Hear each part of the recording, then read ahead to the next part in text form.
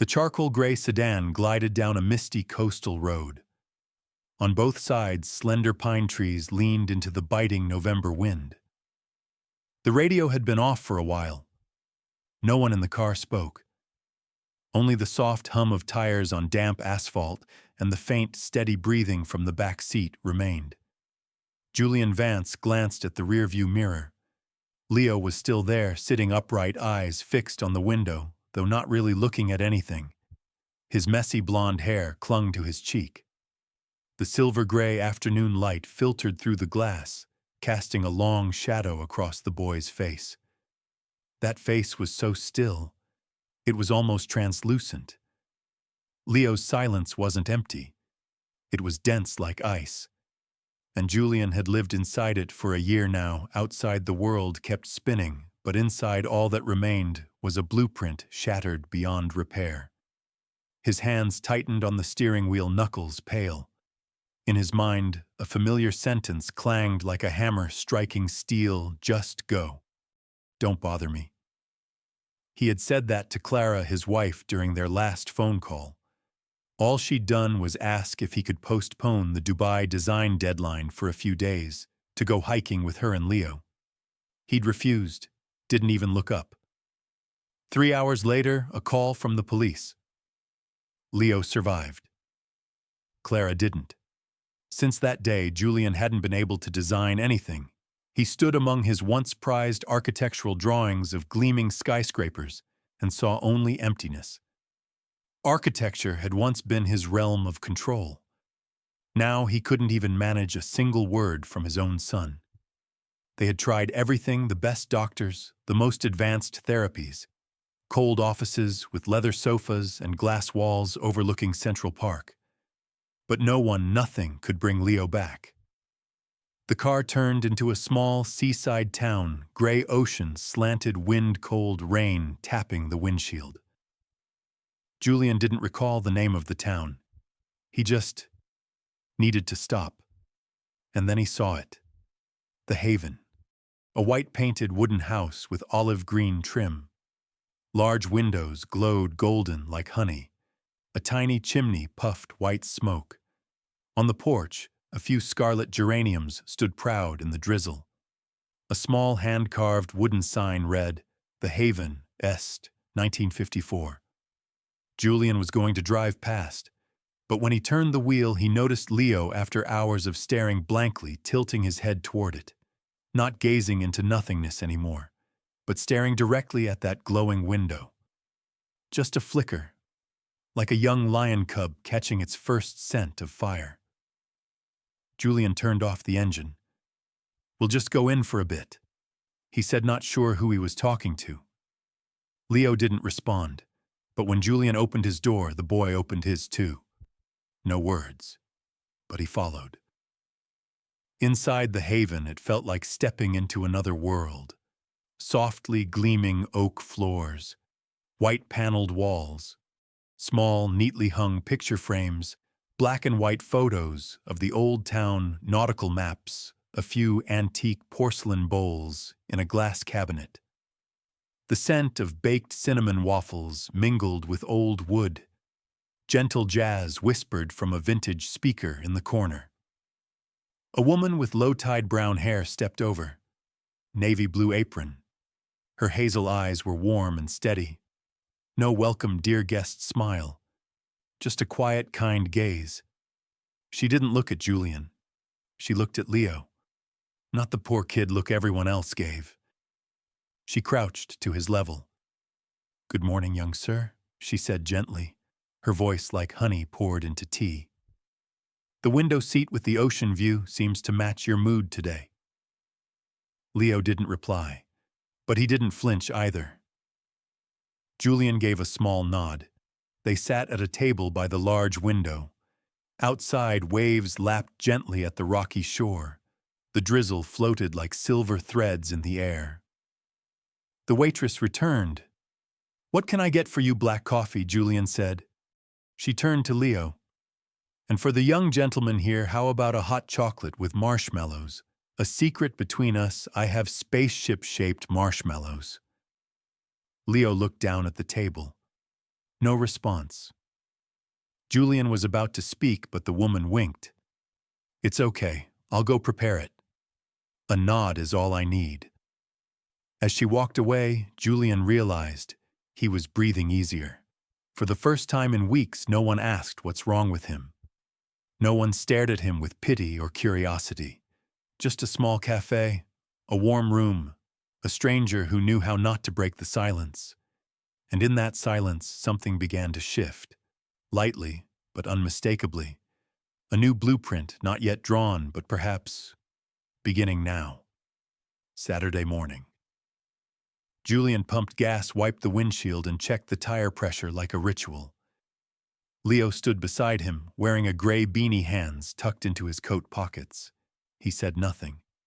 But when Julian turned and asked ready, the boy automatically climbed into the car. No words, no reminders. The Haven had become their default weekend destination, a quiet routine, steady as a heartbeat. Julian no longer questioned why he returned. He just knew that each time he stepped through that wooden door, the air became easier to breathe. Ava was always there, like part of the cafe itself.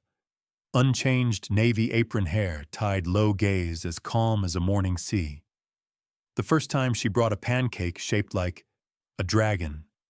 The strawberry was the fireball, the honey the smoke. No explanation. "No, do you like it?" Leo stared at the pancake.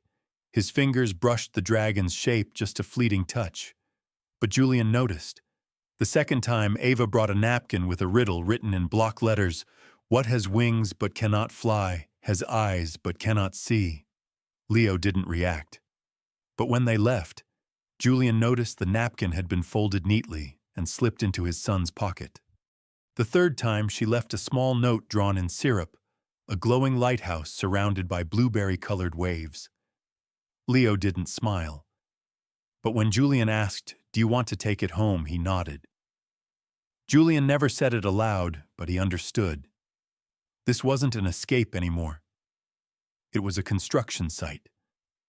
Ava was building something slowly, delicately, without sound, just like he used to design glass domes for museums.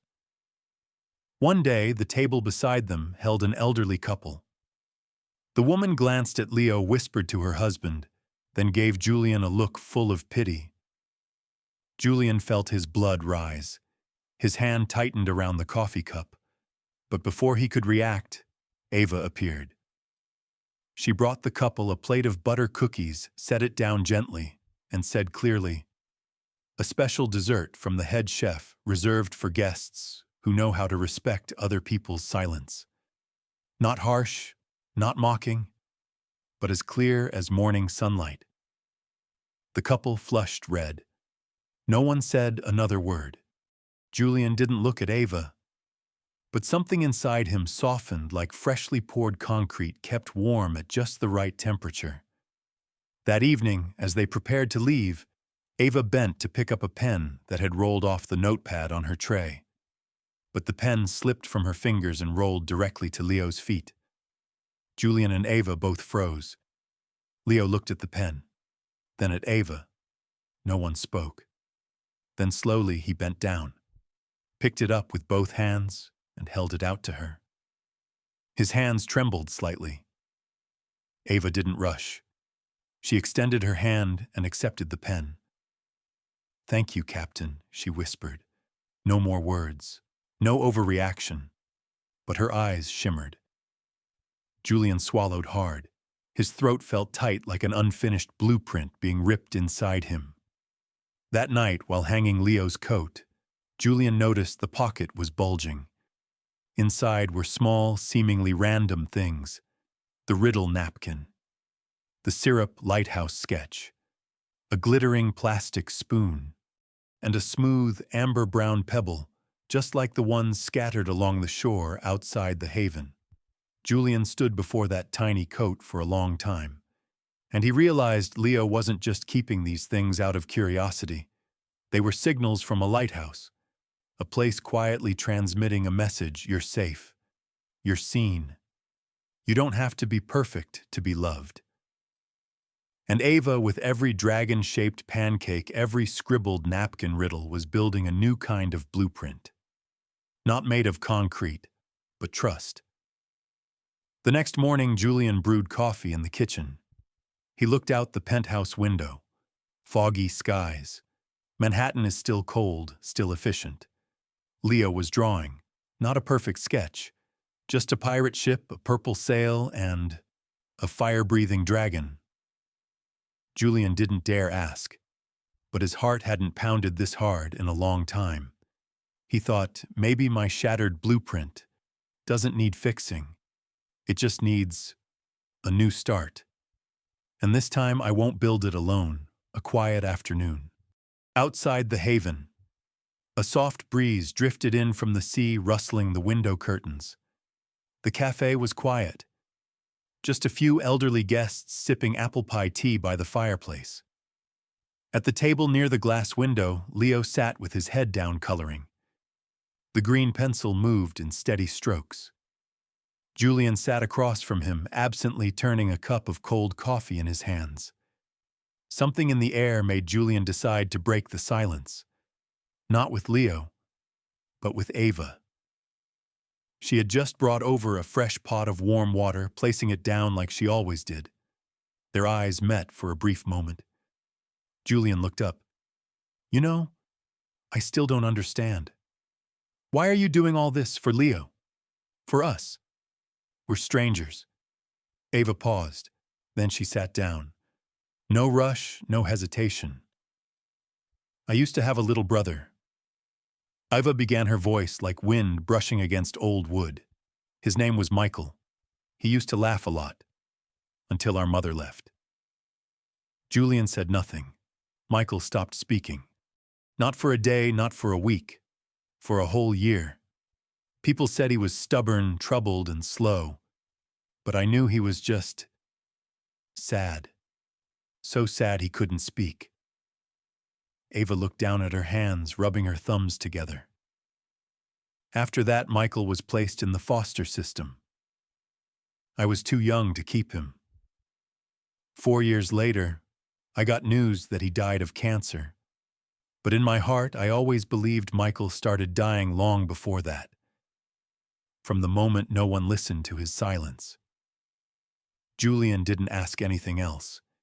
He just looked at her for the first time, like seeing a mirror covered in dust for too long. Ava lifted her gaze. Her eyes weren't red, but they shimmered. I don't want Leo to be another Michael. That night, the Manhattan apartment felt colder than usual. Julian stood in the kitchen, staring at the crystal chandelier's reflection on the granite countertop. Silence. He walked down the hall and opened Leo's bedroom door. The room looked untouched, neat, quiet, a shelf filled with untouched children's books. Leo slept, hugging the worn, stuffed lion Clara had brought back from Scotland. Julian sat down on the edge of the bed. For the first time in months, he didn't see Leo as a broken child.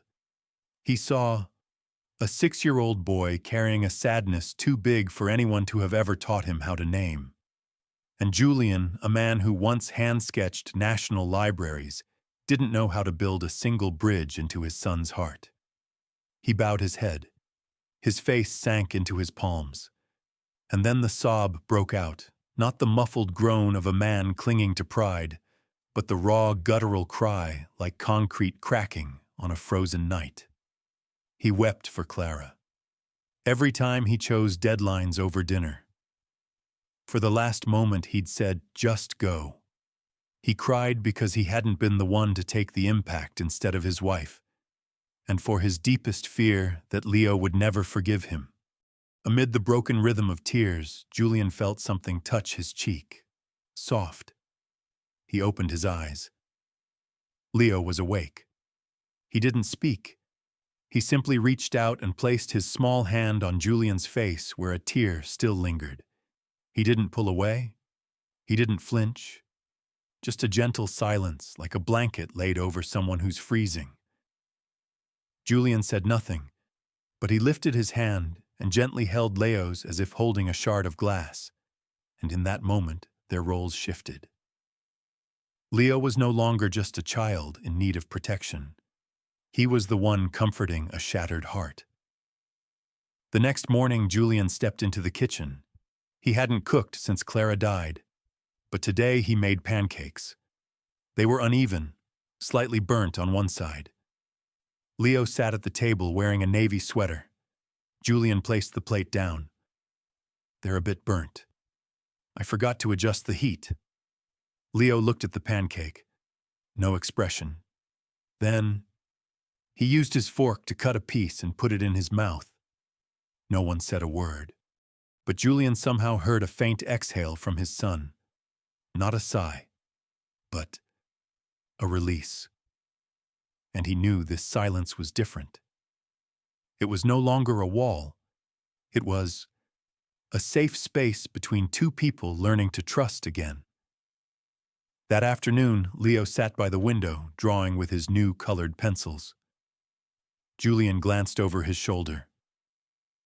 On the page were three figures, a brown-haired man, a long-haired woman, and a boy. The three stood on a beach. Behind them was a lighthouse and a dragon flying through the clouds. Julian didn't ask, didn't adjust the lines. He just stood there and whispered silently, "Thank you, Ava. Thank you for teaching me how to listen to a blueprint without lines, and how to read an echo in the silence." The car stopped beside a gravel path leading down to the beach. No one said anything, but Julian knew Leo was ready. The boy was the first to open the door. His beanie sat a little crooked. A small backpack was slung over his shoulders. He clutched a drawing in his hand. Julian smiled quietly. He didn't say, "Good job," or "I'm proud of you." He simply walked beside him step by step, as if they were crossing an invisible bridge they had both been building from far away. The haven felt a little different today. Golden sunlight streamed through the windows like honey. From the vintage wooden speaker, soft jazz played Moon River floating in the air like a memory someone never got to say out loud. Ava was waiting at their usual table by the window, a spot that felt like it had been reserved just for the two of them. Today, there was something special on the table. A tiny pirate flag planted in the salt shaker and a toy compass resting beside the napkin. Every adventure needs a captain. Ava said, her voice gentle as morning mist. "And you, young sir, are the bravest I've ever met." Leo didn't react, but Julian noticed the boy gently spun the compass with his thumb. A small motion. Repeated. Julian sipped his coffee. Ava placed a mug of hot chocolate in front of Leo this time without asking. There were 3 marshmallows shaped like spaceships. Leo picked up his spoon, stirred. No one spoke, but the silence wasn't awkward anymore. It had become a different language, one without words, but full of meaning. Ava turned away to prepare lunch for another table. A new staff member rushed by and accidentally bumped into her. A towel water and a tray slipped from her hands, crashing down on Leo's table right where the drawing was. "Oh no," Ava gasped. She grabbed a towel, kneeling beside the table. "Leo, I'm so sorry I ruined your spaceship," her voice shook. Not because of the spill, not because a customer might complain, but because a piece of Leo's world might have just been washed away. Julian shot to his feet, but Leo had already reached out and pulled the drawing back. One corner was wet, but the image remained, a spaceship flying through the stars with a lighthouse in the background, and 3 people standing hand in hand below. The boy looked up at Ava. She was still crouched, hands trembling. Her eyes were filled with worry. Time seemed to stop, and then a sound as delicate as a thread touching the sea rippled through the light-filled room. "It's okay." The voice was soft, barely a whisper, but clear, like the first flap of a young bird's wings. Ava froze. Julian couldn't react. His heart skipped a beat. Ava looked up, Her lips pressed tight, but her eyes flooded. She didn't cry aloud, just tears, quiet and warm, spilled like rain behind a windshield. You just spoke, she whispered. I heard it. I promise I'll never forget your voice. Leo looked down. Not shy, not afraid. Just quiet in safety. And Julian, for the first time in his life, realized that language wasn't made of words. It was made of courage. On the way home, Julian didn't turn on the music. He didn't need to. The car rolled along the winding coastal road, sunlight streaking across the windshield. Leo sat in the back, gazing out, still holding the compass. Suddenly, the boy spoke. Dad. I miss Mom. Julian swerved slightly and pulled over. He turned around. Leo wasn't looking at him, still staring out the window, but his eyes were wet. Julian didn't know what to say. I miss her too, he caught in his throat. Finally, he reached out and placed a hand on his son's shoulder. Me too, buddy, he said so softly that even the sea breeze might have missed it. Me too. Every single day. Leo gave a small nod, said nothing more. He leaned his head back against the seat, still spinning the compass, a familiar gesture now, like a calming ritual. That night, Julian quietly opened his laptop. For the first time in a year, he began to draw. Not a skyscraper, not a museum, but a refuge. A small house by the sea, large glass windows, natural light, an open space, and a table by the window with a pirate flag. He titled the sketch, The Clara and Michael Foundation. Sketch number 1. March. The New England sky was still cold, but the first flower buds had begun to peek along the roadside. No one declared that spring had arrived, but everyone knew something was beginning to bloom in silence. Julian's kitchen was filled with the scent of butter, vanilla, and laughter. Leo sat on the granite countertop legs, swinging fingers, swiping frosting from the mixing bowl. Julian, flour on his hands, a streak of it across his nose, put on a mock serious voice. Head chefs who steal frosting get punished. With a hug. Leo giggled, jumped down, and wrapped his arms around his father. No words needed. Just life, pure and whole, had returned. On the bookshelf in the living room was a new series of Leo's drawings, a flying ship this time, with a name, Team Haven. A lighthouse casting its beam toward the rocks, and in the center 3 figures holding hands. No faces, but each posture unmistakably distinct. Julian quietly framed them, not to show off, but to remember greatness isn't in perfect lines, it's in the most honest scribbles. They still visited the Haven every week. Ava welcomed them with warm apple pie and napkins bearing new riddles. Now Leo was the first to open the door, the one to choose the table by the window. He even brought Ava a special drawing. She stood on a ship's deck wearing a captain's hat, holding a wooden spoon. Ava smiled. So I'm steering the ship. Leo nodded. And Dad's the one who built it, he added. Ava turned to Julian, her eyes holding something deeper than her smile. Then one day Julian brought a folder. He placed it on the table beside the dessert plate. I'd like your advice, he said. Not as an expert, but as the heart of this project. Ava opened the blueprint. Inside was a design, a therapy center, more like a home than a clinic. Natural light, an art room, a library, a small garden in the back. The center's name, the Clara and Michael Foundation. We'll build sanctuaries, Julian said, eyes still on the page. Not houses for silent children, but playgrounds where they can be heard, where they can draw, where they can be themselves in their own way. Ava didn't speak. She simply placed her hand on the paper where her brother's name and the wife Julian had never stopped loving were written. A quiet gesture like touching a headstone, but warm, as if reigniting something, thought long extinguished.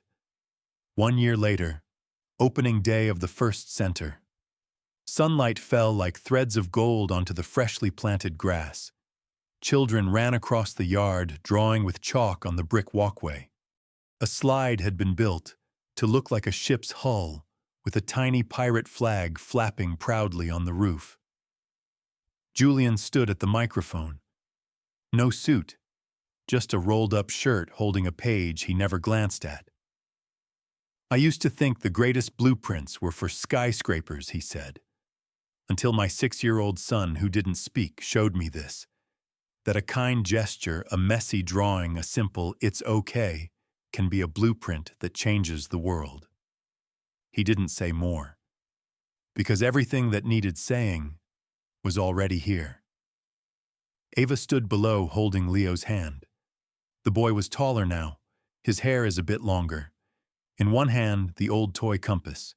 In the other, Ava's hand, not out of fear, but habit. After the speech, Julian stepped down. He didn't interrupt the moment, just stood quietly beside them. Leo looked up at his father, then turned to Ava, then pulled a folded piece of paper from his pocket. A drawing. 3 people holding hands beneath the sun. Beneath it, in wobbly handwriting, "This is my forever crew." Julian didn't smile. He just leaned down and touched his forehead to his son's. Ava stood beside them, tears falling not from sorrow, but because she had found a family in the most unexpected place. The camera slowly pulls away. A green field, children's laughter. Evening light bathes 3 silhouettes. No wedding rings, no grand declarations. Just a family built by choice. Not by blood, but by trust. Not by obligation, but by presence. There are blueprints that never make it into an architect's notebook.